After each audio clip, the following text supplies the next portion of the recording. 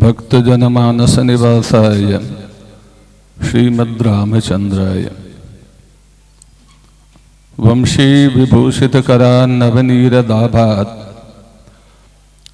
पीताम्बरादरुणबिम्बफलाधरोष्ठात् पूर्णेन्दुसुन्दरमुखादरविन्दनेत्रात् कृष्णात् परं किमपि तत्त्वमहं न जाने।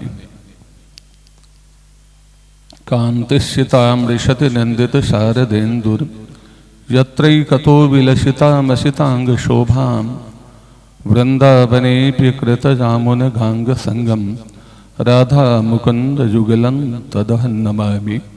राधा मुकुन्दयुगलं तदहं नमामि। नमः शभाभ्यः नमो महद्भ्यः वन्दे महापुरुषते चरणारविन्दम्। श्रीमद्गुरु चरण कमलेभ्यो नमः। दो बार भगवत नाम का स्मरण हो जाए। गोविंद जय जय गोपाल जय जय राधा रमण हरि गोविंद जय जय। गोविंद जय जय गोपाल जय जय राधा रमण हरि गोविंद जय जय। श्री कृष्ण गोविंद हरे मुरारे हे नाथ नारायण वासुदेवा। श्री कृष्ण गोविंद हरे मुरारे हे नाथ नारायण वासुदेव। श्री वृंदावन बिहारी लाल की जय हो। श्री रास बिहारी भगवान की जय हो। श्री जुगल किशोर भगवान की जय हो। श्री निम्बार्क भगवान की जय हो। श्री निम्बार्काचार्य भगवान की श्री निम्बार्काचार्य भगवान जयंती महोत्सव की जय हो। सब संतन की जय हो। सब विप्रन की जय हो। जय जय श्री राधे श्याम।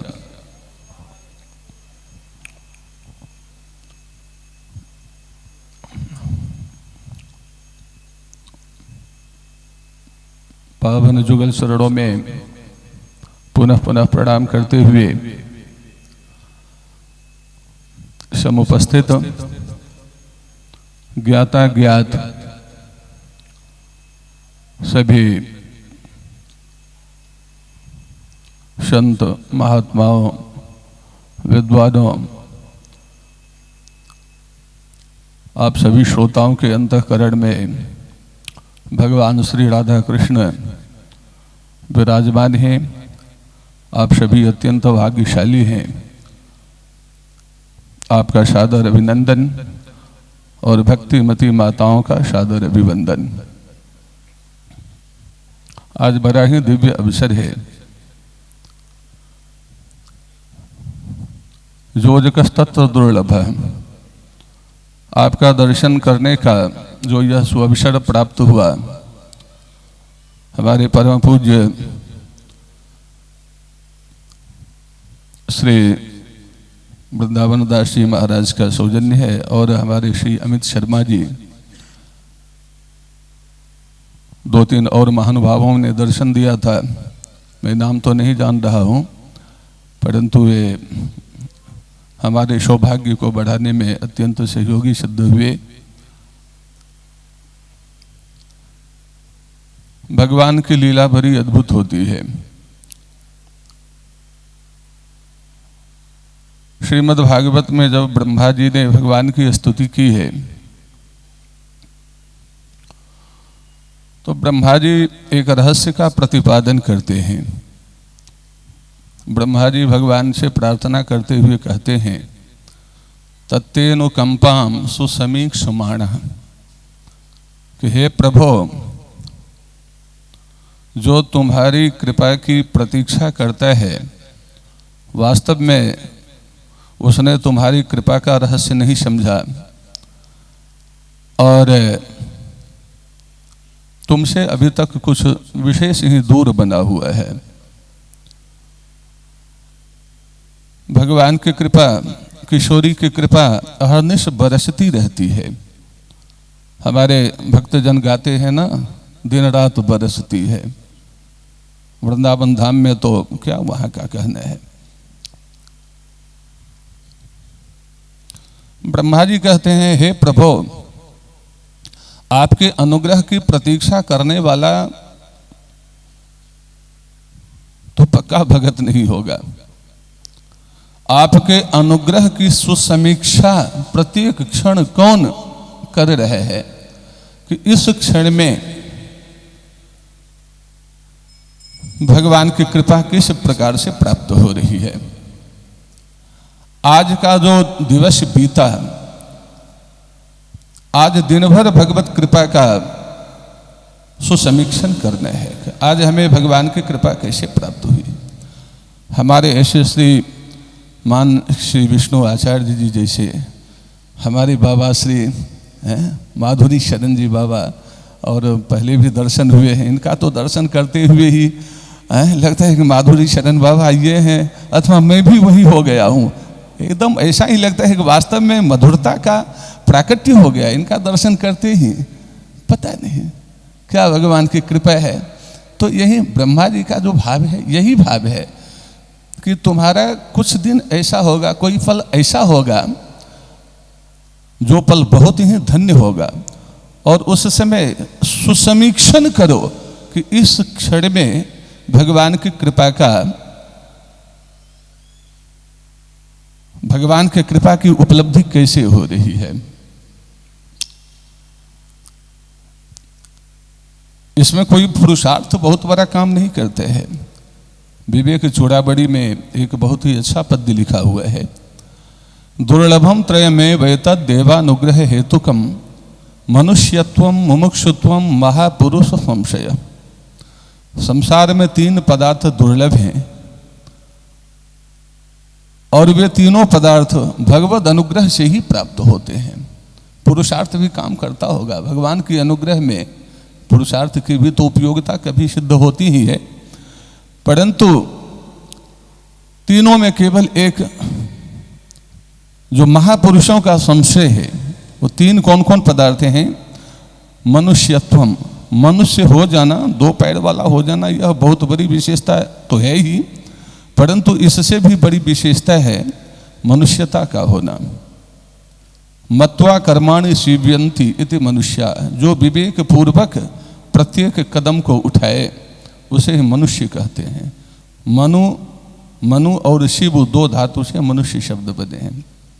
मनु का अर्थ होता है मनु ज्ञाने, और स्व में जो शिव धातु है उसका अर्थ होता है शिव तंतु संताने, यानी जो विवेक पूर्वक सीए उसी को मनुष्य कहा जाता है। वो सीना क्या होता है, जो फटे हुए 2 समाज को सी करके एक कर दे, जो फटे हुए 2 दिल को सी करके एक बना दे, सटे हुए 2 दिल को जो फाड़ करके 2 बना दे, उसे मनुष्य नहीं कहा जाता है।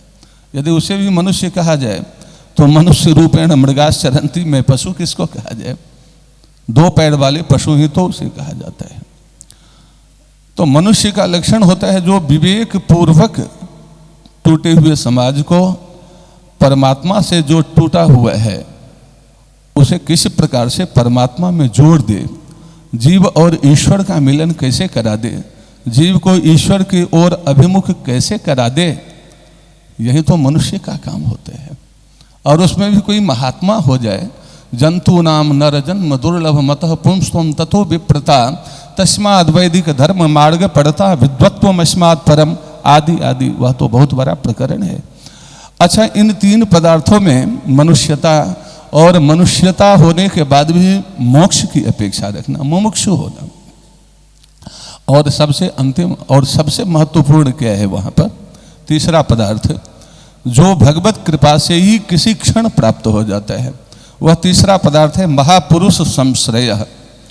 महापुरुषों का संश्रय सुलभता से प्राप्त नहीं होता है। अभी हमारे परम विद्वान के मुख से आपने क्या सुना कि भाई 7,000 रुपया तो केवल गाड़ी में ही तुम्हारा खर्चा हुआ है। तो ये तो बड़े सस्ते में आ गए 7,000 रुपये। नहीं तो ऐसे ऐसे सब बैठे हुए हैं जहां तो 7 लाख रुपये से कम में तो चर्चा ही नहीं प्रारंभ होती है। और देखिए भगवान की कैसी कृपा है, कैसी कैसी दिव्य मूर्ति यहाँ पर विराज रही हैं। साक्षात भगवान श्री राधा कृष्ण के दर्शन हो रहे हैं। ऐसी सभा में आने के लिए श्रीमद् भागवत में भगवान श्री सुखदेव जी ने क्या रहस्योद्घाटन किया है। ध्यायतस् चरणाम भोजम भाव निर्जित चेतसा। आहा, ध्यायतस् चरणाम भोजम भाव निर्जित चेतसा औत्कंठ्याश्रु कलाक्षस्य हृदयासीन में शनैर हरि। देखिए तो ऐसे ऐसे पद्य बोलने के अधिकारी तो साक्षात सुख ही हो सकते हैं, श्री व्यास जी ही हो सकते हैं। परीक्षित जैसा श्रोता मिले।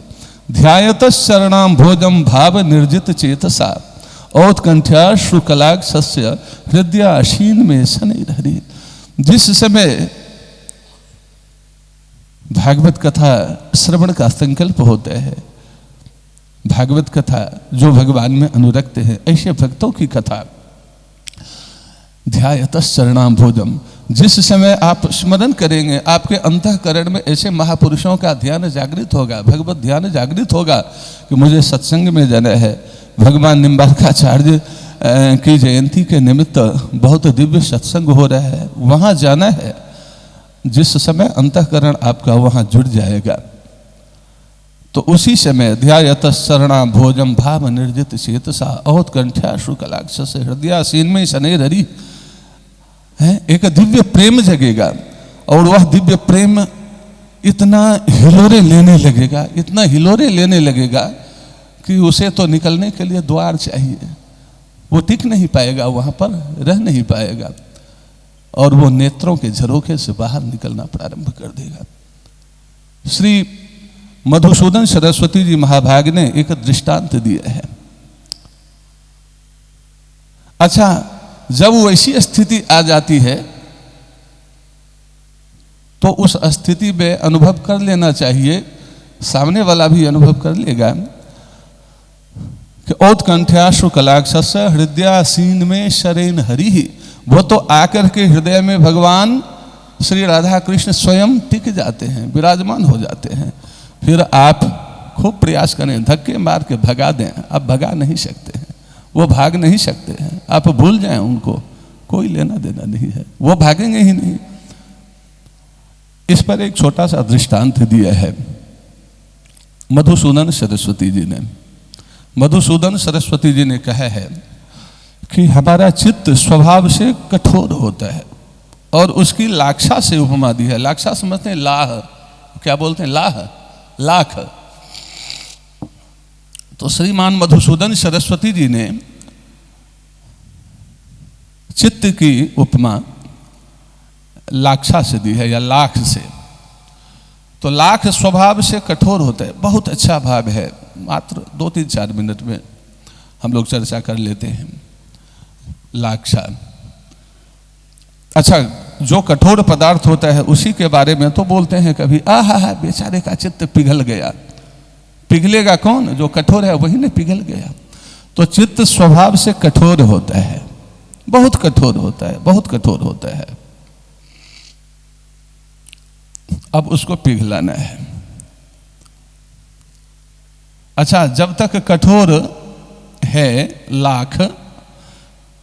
लाख का एक गोला बना हुआ है। बच्चे लोग गोली खेलते थे ना, तो लाख का गोला बना हुआ है। उसमें आपकी इच्छा हो कि हम उसमें लाल रंग मिला दें, काला रंग मिला दें, पीला रंग मिला दें, राम रंग मिला दें, श्याम रंग मिला दें, तो आप मिला तो सकते हैं। आप उस लाख को काला, पीला, लाल, हरा कर सकते हैं, परंतु उसमें कमी क्या रहेगी? वह तो एक तो रग रग में नहीं मिलेगा, और मिलेगा भी तो ऊपर से मिलेगा।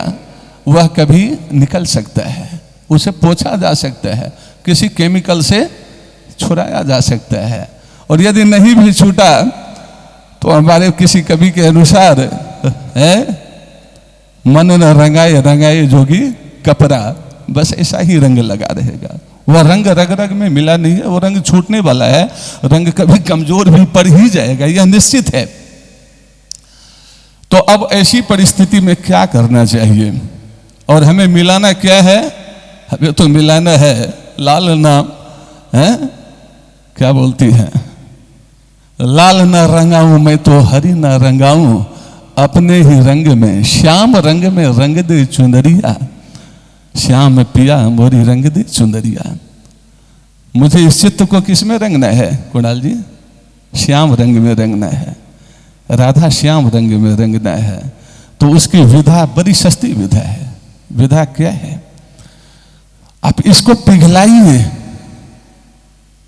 पिघलाने के लिए अग्नि कहां से लाना है? कुछ नहीं, भगवान की कथा में ऐसे संतों के दर्शन से है, जहां पर भगवत तत्व का साक्षात प्राकट्य हो रहे हैं, भगवान के पावन नाम स्मरण से, भगवान की कथा के श्रवण से चित्त को पिघलाइए। प्रेम भक्ति, इसको कहते हैं प्रेमा भक्ति।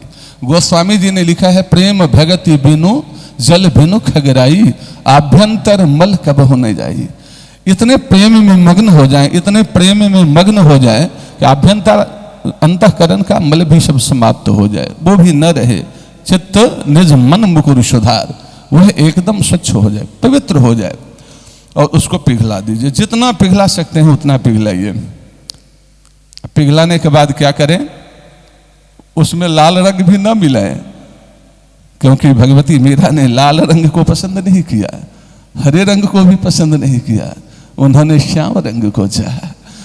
तो उसमें अब उस चित्त में श्याम रंग को मिला दीजिए, आप मिला दीजिए, फिर निश्चिंत हो जाइए। छोड़िए कहीं पर, भूल जाइए श्याम को। आप भूलना चाहें, आपकी क्षमता है तो भूलिए। श्याम आपको चाहे कि मैं छोड़ दूं, तो श्याम का भी दम नहीं, श्याम की भी शक्ति नहीं जो आपको वो छोड़ दे। आप कालांतर में श्याम को भूल जाएं, आप भूल जाइए, परंतु भूल सकते हैं क्या? आप लाख प्रयास करने के बाद भी श्याम को भूल सकते हैं, क्योंकि वह पिघले हुए चित्त के कण कण में, रग रग में मिल चुका है रंग, और वह कोई सामान्य रंग नहीं है। कोई भी रंग मिलाएंगे तो वो अब भागने वाला नहीं, छूटने वाला नहीं। अब यहां तो श्याम रंग मिल गया है।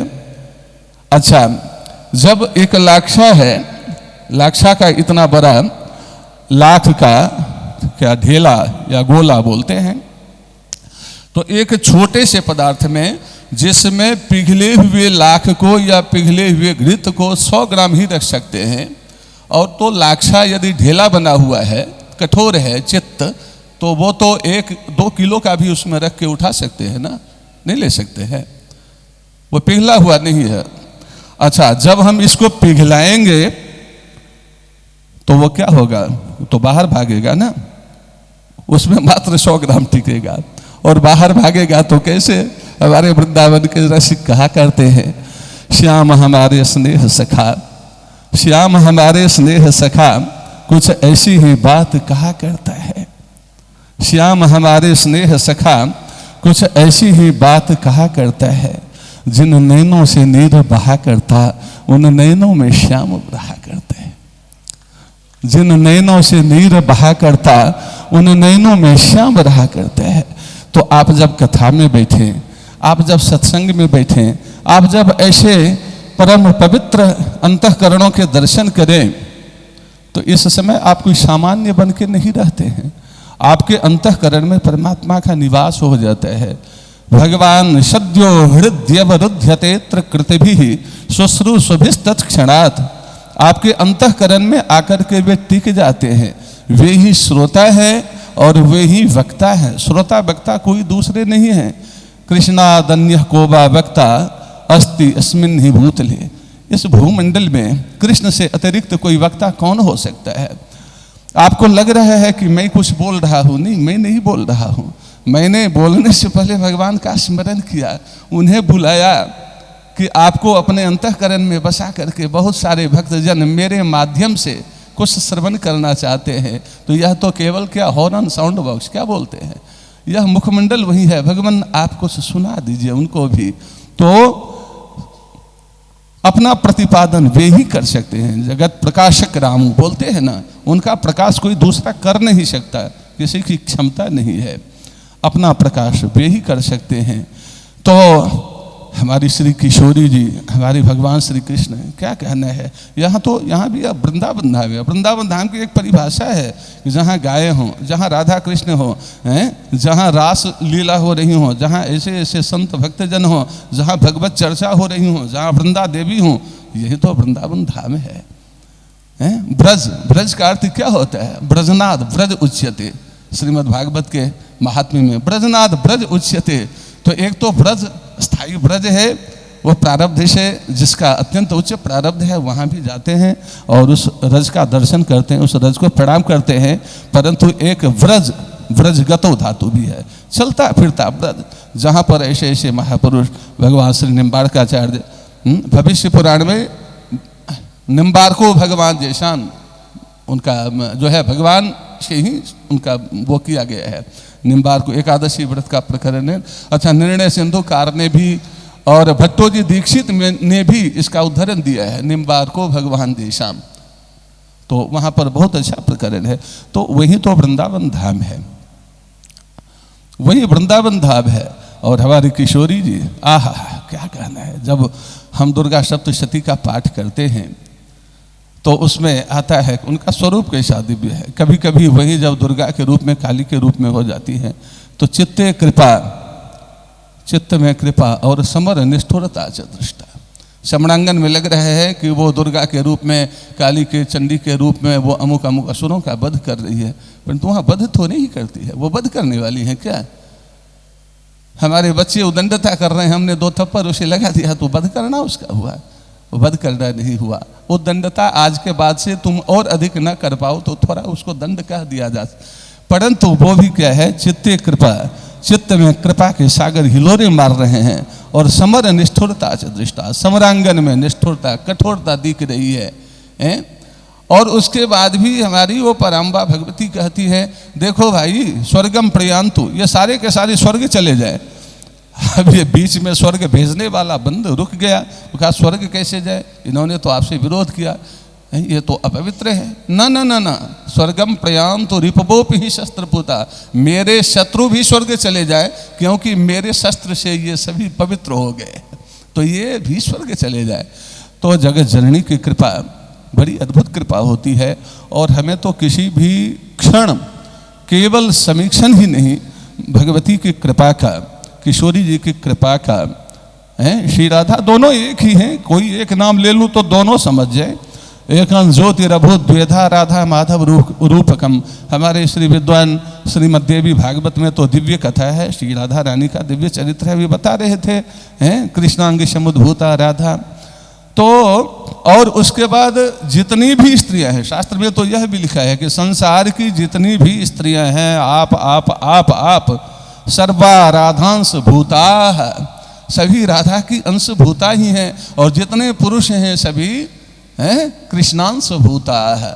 सहस्र श्री रेखा पुरुष सहस्राक्ष सहस्रपात, वेद इसी की तो घोषणा कर रहे हैं। तो सभी राधा है। मार्कंडेय पुराण का उद्घोष है, स्त्रियः समस्ताः सकला जगत्सु है।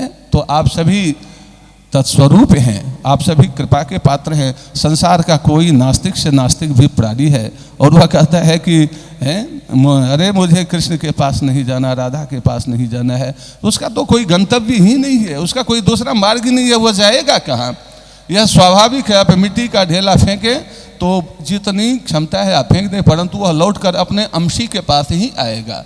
यह विज्ञान का भी सिद्धांत है और सनातन सिद्धांत है कि प्रत्येक अंश अपने अंशी की ओर जाएगा। कुछ काल के लिए भले ही उसका बिलगाव हो जाए, उसकी बुद्धि भ्रमित हो जाए, तो ईश्वर अंश जीव अविनाशी, यह जीव मात्र जो है ईश्वर का अंश है। भगवान ने गीता में उद्घोष किया है, ममई वांशो जीव लोके जीवभूत सना, तुम सभी मेरे ही अंश हो।